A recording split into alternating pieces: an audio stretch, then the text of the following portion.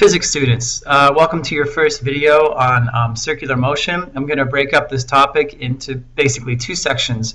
The first, which is this video, I'm going to talk to you about the mathematics of circles in particular, and I'm going to talk about this idea of a radian as being a unit of measure for an angle. Now, some of you may have heard of radians. Many of you are probably more familiar with degrees. Anyway, we'll clear all that up in this video. We'll talk about circular motion and vectors, and then in the next video, we'll talk about centripetal or center-seeking force and acceleration and get into the details of that. Okay? All right, so just to remind you guys about circles, you know about the radius of a circle. You know the diameter of a circle is 2 times the radius. Hopefully you recall that the circumference of a circle, which is denoted by a capital or uppercase C, is 2 pi r, or pi times the diameter. In terms of d, since d is 2 times r, as I just stated before. Now the area, which is pi r squared, you know that. In terms of d, since r is d over 2, it ends up being pi d squared over 4. And I just want to take a minute here to pause and talk about this idea of pi, because it's really the basis for radians, and it's also obviously the basis for a lot of these equations dealing with circles. Okay, just to remind you that pi is the ratio of the circumference of a circle over its diameter, and this ratio is 3.14159, etc. And that holds no matter what the size of the circle, how small or big. That ratio is always 3.14159 if the object is a perfect circle. Okay, now. All angles are measured in either one of two ways, either in degrees, and you know that there are 360 degrees in a circle. That's how you first learned about angles, probably way back in middle school, and radians. Okay, and I'm going to explain to you, I'm going to hopefully convince you why radians are such a better unit of measure for angles than degrees are. Okay, now at first glance, it might seem like this number is even, or certainly just as bad as 360. There are 6.28 radians in a circle, or in other words, there's 2 pi radians in a circle. I'm going to explain to you why that is and how this is advantageous for us. Okay. Now, if there are 2 radians in a circle, okay, and we start off pointing directly to the right, okay, the positive x-axis, and we go this way, okay, so we're going counterclockwise. This angle is 0 and 2 pi. In other words, it's 0 and 360. Okay? Now, 1/4 of a circle going up here would be 90 degrees. And if a full circle is 2 pi, then you can see that actually 1/4 of a circle ends up being pi over 2 radians, and that ends up being 1.57 radians by this conversion that I'm talking about here. This is also 3.14159 divided by 2. A half a circle going this way is pi. It's exactly half of 2 pi, since I defined 2 pi to be the circumference of a circle. 3/4 is 3 pi radians, or 3 times 3.14159 divided by 2, 4.71, etc. One full circle, that's 6.28 radians. Now you can also see, if you have your sheet of paper for your notes handy, you can also prove to yourself that 1 radian is about 57.3 degrees, and 1 degree is about 0.0175 radians. So 1 radian is about right up in here somewhere. Right? That's about 1 radian. Okay? Okay, so it's not random why there are 2 pi radians in a circle. Okay? Now, it turns out that theta, this angle, as measured in radians, is the ratio of the arc length s to the radius r. Okay? So you may have studied arc lengths in geometry. Now, that's arc length divided by the radius, or in other words, if I call the arc length s and the radius r, that's s over r, or in other words, I can come up with an expression for the arc length as being theta times r. Now, it turns out that if the arc length is a full circle, or the circumference, okay, then it turns out that theta equals 2 pi r, okay, because that's s in this case, divided by r. These r's cancel out, and you end up with theta equals 2 pi. So that's where the definition of a radian comes from. So you see, you can express everything in terms of radians, multiples, either integer or fraction multiples of pi, and these answers, it's just so much more precise and easy to deal with than degrees, and that will become apparent as we move on in this course. Okay, so therefore 360 degrees is 2 pi, 180 is pi, and so forth. Okay, so it's another way to get to what I talked about in the last slide. Now you can see that If S equals to R, if these two are equal, then theta equals 1, and that's exactly what the definition of 1 radian is. It's the angle swept out by an arc length equal to the radius of a circle, okay? And again, remember these conversions here. To convert between radians and degrees, you can prove to yourself. You should actually pause the video and do this on your own. Radians is the pi over 180 times the number of degrees if you're going from degrees. If you're going from radians to degrees, it's 180 over pi times the radians, okay? All right, so let's do some math here. Okay, you'll want to pause the video frequently here and work out these numbers for yourselves, okay? All right, so starting from 0, okay? 0 degrees is obviously equal to 0 radians, and that's right here. It's the positive x-axis. I'm going to go up in increments. You can see that this piece of, think of it as a pie that's cut into 1, 2, 3, 4, 5, 6, 7, 8, 9, 10, 11, 12 pieces, okay? What that means is that since 360 divided by 12 is 30, it means that every single piece of pie here, if you want to think of it that way, sweeps out an angle exactly equal to 30 degrees, okay? All right, so 1/12 of 2 pi is pi over 6. So 30 degrees, which is this angle right here, is also equal to pi over 6 radians, okay? 45, which is in between here, it turns out that's pi over 4. Well, that's easy to see because if you remember that 90 degrees is pi over 2, 45 is 1/2 of that. So 1/2 of pi over 2 is simply pi over 4. The next angle, 60 degrees, that's pi over 3. 90, of course, is pi over 2, as I've mentioned before. 120 is 2 pi over 3. So you see, you need to be pretty hot with your fractions here because we're going up by 1/6 every single time, okay? All right, there's 180 degrees is pi, 210 is 7 pi over 6, 240, 4 pi over 3, 270, 3 pi over 2, 5 pi over 3, 315 is this angle right in between here. That's actually a 45-degree angle below the positive x-axis. 330, 11 pi over 6, and 360 is 2 pi. You need to be really familiar with where these angles are in terms of pi. I know you already are in degrees, but you're going to have to start thinking in terms of radians. Okay?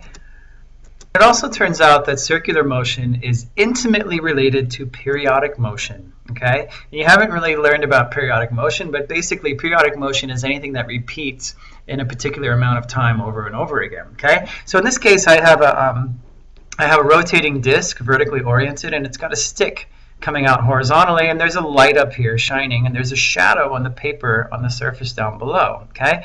You notice if you focus on the movement of that shadow, notice that like a pendulum, okay, it moves back and forth. Its speed is greatest in the middle, and its acceleration is greatest on its edges. And this is a very fundamental, basic fact about physics, about periodic motion being related to circular motion. You see it all over the place in physics.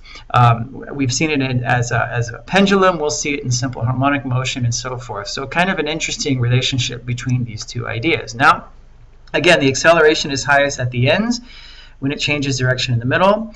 The velocity of the shadow is 0 at the ends and highest in the middle, just like a pendulum, all right? Now, in fact, here's the comparison with a pendulum. With a pen on the end, and if you pull a sheet of paper at a constant speed under it, it will trace out what's called sinusoidal curve. And maybe you've heard of Foucault's pendulum, okay? It's a pendulum that basically, under which the floor moves or the earth moves beneath the pendulum. There's one at the Academy of Sciences, California Academy of Sciences in San Francisco. There are lots of Foucault pendulums all over the place, and that's how they work. That's why they trace out that circular pattern. Okay? All right. Now, I mentioned this thing called the sinusoidal curve. You don't have to worry too much about this right now, but this will become very important for you later on when we study simple harmonic motion, okay?